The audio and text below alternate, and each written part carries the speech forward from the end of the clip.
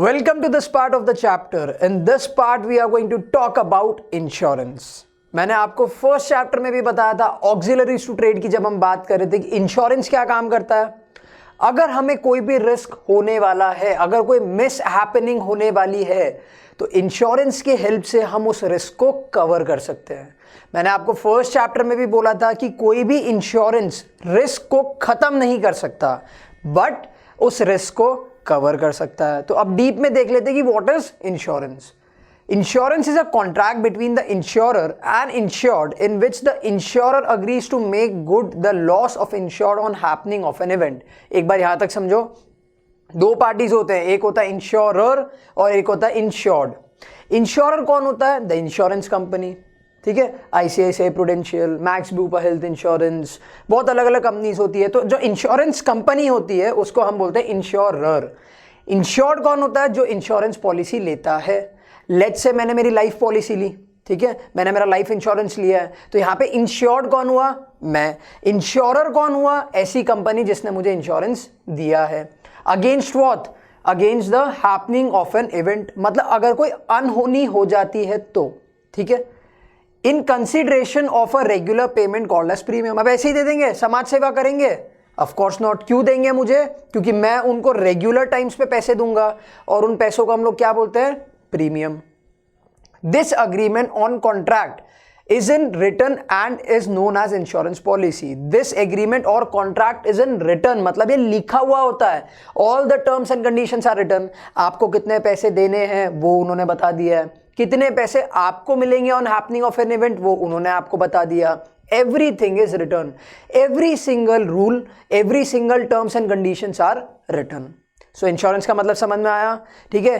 तीन चीजें बहुत इंपॉर्टेंट है। इंश्योरर वो कौन होता है? The insurance company. इंश्योर्ड कौन होता है? वो जो इंश्योरेंस पॉलिसी लेता है।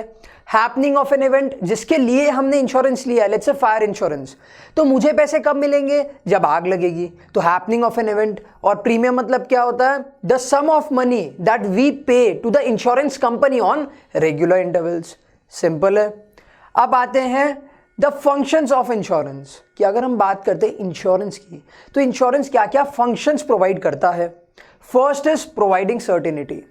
मैंने आपको फर्स्ट चैप्टर में भी बताया था, वापस बता रहा हूं कि हम इंश्योरेंस हमेशा फ्यूचर के लिए लेते हैं, और फ्यूचर तो अनसर्टेन होता है। भैया हमने बहुत मेहनत करी बट फिर भी 95% नहीं आए। क्यों नहीं आए? क्योंकि फ्यूचर अनसर्टेन है। आपने एक टॉपिक छोड़ा था पूरी बुक में से, और वो एक टॉपिक में से ही 5 मार्क का क्वेश्चन आ गया, गए 5 मार्क्स। फ्यूचर अनसर्टेन है। तो इंश्योरेंस क्या करता है? इंश्योरेंस हमको सर्टेनिटी देता है। किस बात की? भविष्यवाणी कर रहा है कि नहीं नहीं आपके आग तो नहीं लगेगी। Of course not. They provide certainty to cover the loss, कि हम ये तो नहीं बोल सकते कि आग नहीं लगेगी, बट इतनी गारंटी आपको दे सकते हैं कि अगर आग लगी है तो हम आपके रिस्क को कवर कर लेंगे, हम आपका लॉस नहीं होने देंगे। तो दे provide certainty against the loss और द रिस्क। Next, protection. कैसे? भाई हमारा रिस्क को प्रोटेक्ट करते हैं ना। सिंपल है। लेट्स से मुझे कोरोना हो जाता है, ठीक है, मुझे हॉस्पिटल में एडमिट होना पड़ता है और लाखों का बिल बन गया, तो प्रोटेक्शन किस चीज से दिया? फाइनेंशियल ट्रबल से। समझ में आया? मेरे पास में अगर हेल्थ इंश्योरेंस था तो मेरे मेडिकल बिल्स कंपनी ने पे कर दिए, तो मुझे protection they the against what? The financial problems. मेरी एक ऑफिस थी, उसमें आग लग गई, गुड्स सारे जल गए, ठीक है, चलो कोई मरा नहीं, किसी को कोई चोट नहीं आई, कोई इंजर्ड नहीं हुआ, गुड थिंग, बट लॉस तो हो गया, गुड्स तो गए, ठीक है। तो मुझे प्रोटेक्शन किस चीज से दी? Against my loss. तो इंश्योरेंस क्या करता है? It provides us protection against our losses, ठीक है। Third point, risk sharing. अब काफी बार एक क्वेश्चन सबके दिमाग में आता है कि सर अगर हमें प्रीमियम ही पे करना है तो हम इंश्योरेंस क्यों लें? हम हमारे ही प्रीमियम को सेव करते रहते हैं। बट ऐसा नहीं होता है। आप प्रीमियम देते हो एक बहुत छोटे अमाउंट में, लेकिन जो आपको रिस्क कवर मिलता है वो बहुत बड़े अमाउंट में मिलता है। कैसे पॉसिबल है? इंश्योरेंस कंपनी के पास में वो लक्ष्मी चिट फंड जैसा कुछ है क्या? 21 दिन में पैसा double? Of course not. How do they do that? Let's say एक कॉम्प्लेक्स था जिसमें 100 शॉप्स थी, ठीक है। 100 के 100 शॉप्स ने रिस्क फायर इंश्योरेंस ले रखा है to cover the fire risk. 100 की 100 शॉप्स ने फायर इंश्योरेंस ले रखा है, ठीक है, और उस दिन उस कॉम्प्लेक्स में आग लग जाती है, बट 100 के 100 शॉप्स में गुड्स का नुकसान नहीं हुआ। गुड्स का नुकसान हुआ लेट्स से 3, 4, 5, 6, 7, 10 शॉप्स में मैक्सिमम। तो क्या हो गया, प्रीमियम तो हमने सबसे लिया था, इंश्योरेंस कंपनी ने प्रीमियम तो सारी दुकानों से लिया था, ऑल द 100 शॉपकीपर्स से। ये पैसा को अक्यूमुलेट किया और किसको देंगे, टू द 2, 3, 5, 10 पीपल जिनका आग लगी है। ठीक है, तो रिस्क क्या हुआ, रिस्क सबने शेयर कर लिया। समझ में आया, this is risk sharing. Next, assist in capital formation.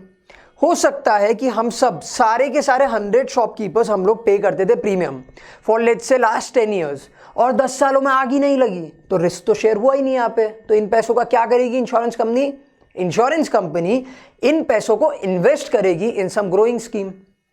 Growing scheme क्या होता है, जिससे इंश्योरेंस कंपनी भी पैसा कमाती है। अब इंश्योरेंस कंपनी का पैसा कमाना क्यों जरूरी है, क्योंकि लेट्स से 100 की 100 शॉप्स में आग लग जाती है, तो फर्म का तो नुकसान हो गया, इंश्योरेंस कंपनी का नुकसान हो जाएगा। हमने प्रीमियम दिए इतने इतने से और हमको रिस्क कवर चाहिए इतना बड़ा, हमारा लॉस हुआ इतना।